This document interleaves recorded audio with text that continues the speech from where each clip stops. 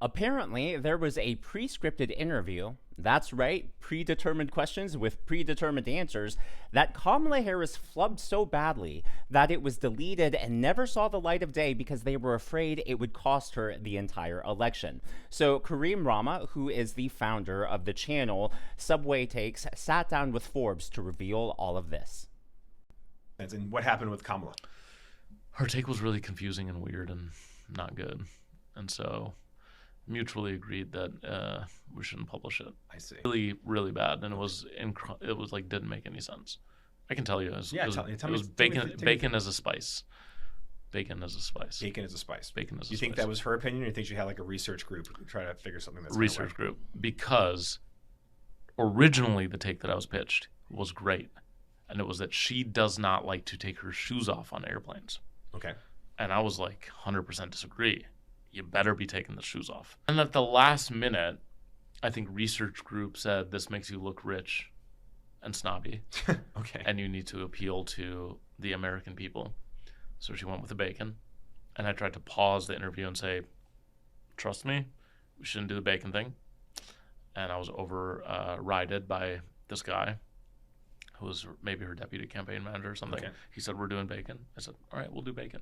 And then an hour later, I got a call that said, we can't do bacon. I said, I know you can't do bacon.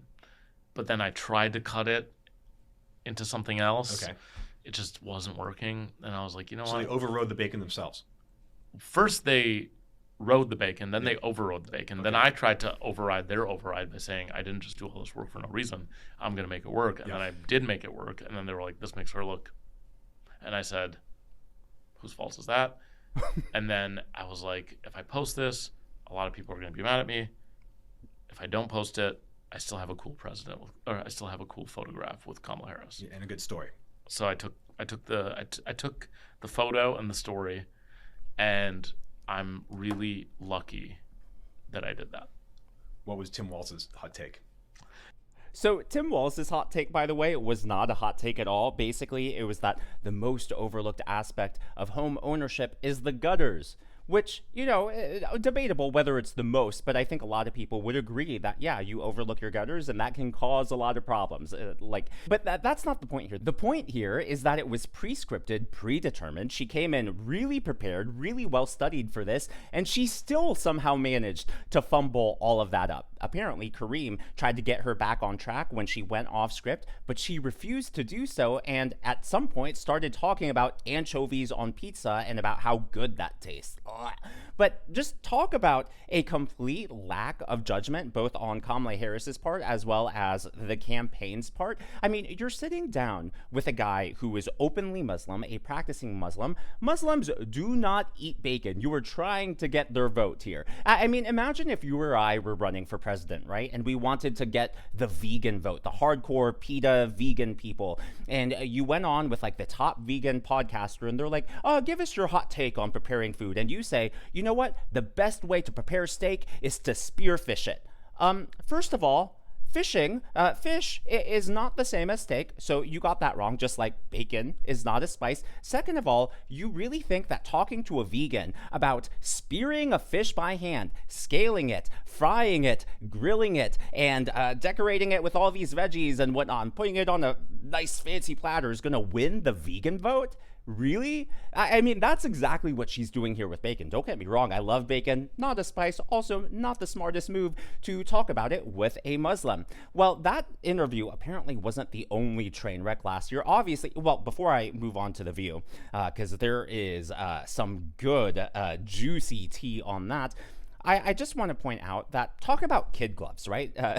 I don't think any Republican, let alone President Trump, has gotten the benefit of having pre-scripted questions with pre-scripted answers and having the opportunity to go back and forth. And on top of that, to have an entire interview deleted because they're so afraid it's going to cost you the entire election.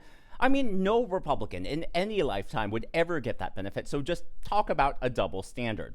Well, last year on The View, Kamala Harris gave that now infamous answer, right? Sunny Hostin asked her, is there anything you would do differently from Joe Biden? And Kamala answered, there's not a thing, not one particular thing that comes to mind. Well, apparently, her aides asked for a redo during the commercial break. According to Fox News, Kamala Harris aide urged The View host to ask again after VP flubbed question on differences with Biden.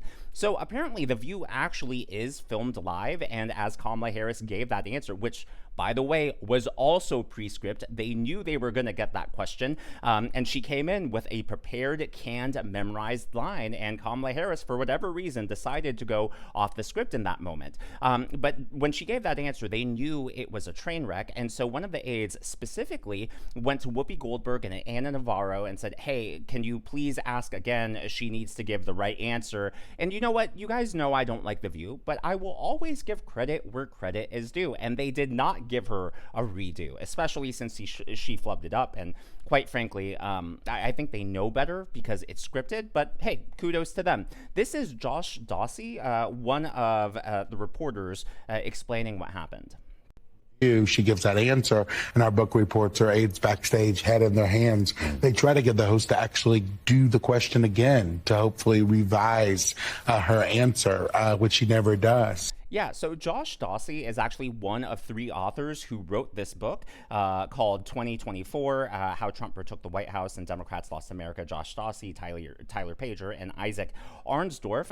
Each of them come from a different publication, the Wall Street Journal, Washington Post, and the New York Times. And they have a lot of insider accounts as to what happened. And one of those accounts is the defining moment when Kamala Harris decided to pick Tim Walz as her running mate. As we all know, she picked Tim Walz because she wanted a guy who could code speak to straight white guys. She wanted to relate to the Midwest and really challenge President Trump's working class appeal. Well, she was down to 3 VP contenders. It was Tim Walz, Josh Shapiro of Pennsylvania, and Mark Kelly from Arizona, and she interviewed all of them one-on-one. And apparently, during that interview, they asked each of the VP candidates, what would you like to drink? Well, Josh Shapiro said he wanted water. Mark Kelly said he wanted water, but Tim Walz said, I will have a Mountain Dew. And Kamala Harris, right then and there, knew that he was the pick because Mountain Dew, soda, pop, whatever you want to call it, well, that's just going to resonate. That is the drink of the Midwest. Yep, all of that according to this book. That was the defining moment when she knew that was the straw that broke the camel's back. I'm picking Tim Walz. What a joke. Now, the authors of this book also got some exclusive audio. You might have heard that President Trump, in his first term, threatened Putin that he would bomb Moscow if Putin invaded Ukraine during his first term, and obviously Putin waited until Joe Biden was in office. And he apparently also threatened the same with Beijing and Xi in China if they invade Taiwan. Here is that exclusive audio. With Putin, I said, if you go in to Ukraine, we're going to bomb out of Moscow. I'm telling you, I have no choice. The public wants it. The public. The public. So he goes like, I don't believe you. He said, no way, and I said, way. And then he goes like, I don't believe you, but the truth is he believed me 10%. And I told you this, he believed me 10%. Then I'm with President Xi of China, but I said the same thing to them. I said, you know, if you go into Taiwan, I'm going to bomb the out of Beijing. He thought I was crazy. He said, Beijing, you're going to bomb Beijing. I said, I have no choice. I got to tell him, we're going to bomb Beijing. And he didn't believe me either, except 10%. And 10% is all you need. In fact, 5% would have been okay too. And we never had a problem. We would have never had a problem. This, by the way, was also aired on CNN, so just wanted to prove that that's, not AI, because I know a lot of people have doubts about AI these days. Well, the authors of the book also had insight into what Barack Obama and President Trump were actually talking about at Jimmy Carter's funeral. So you might remember that Obama and Trump were laughing, sharing smiles, and a lot of people were wondering, what are they talking about? And the authors of this book give insight into that. But first, I want to acknowledge Helga Shabalaba Ding Dong, Leatherneck, Warnock, Lightning Director, Agenda Minoru, and JJ as the members of today's Governor's Club. Again, these are people who give tips or super thanks to the channel. Thank you so much, and I'm glad that you enjoy the videos. Well, for those who have forgotten or need a refresher, this is the moment. They were talking, Obama is laughing. Apparently, President Trump invited Obama to personally come golf together at one of President Trump's properties. And President Trump was apparently giving very seductive, I believe was the word off the top of my mind, if I got it wrong. It's something in that family. Seductive, attractive descriptions of his golf courses, and that apparently made Obama laugh, but that's what it was. He was trying to set up a golf date. Now, whether or not that actually happened, I don't know, but that's what they were talking about. As always, all of that is just my analysis and commentary. That's what's going on in the world of politics from my point of view, and I would love to hear from you. So, bacon as a spice, what do you think about that? Do you agree, disagree? Do you think it's dumb? I mean, I guess, I've seen some people crumble up bacon and put it on chocolate, sort of like large salt chunks, like bacon chocolate. So I guess in that case, maybe it's a spice. I don't know. I've always assumed that spices were like dried vegetables and herbs and all that stuff. I just, not a good answer. Also, the kid guessing game, I have not forgotten about that. I, as many of you know, am behind schedule, just had to be away for work. And so once I catch up on everything, we will resume. I've given 3 of the 5 clues so far, and I have everyone's guesses, but just wanted to keep everyone updated because a lot of people have asked. And no, you have not missed anything. I am just very behind on my end.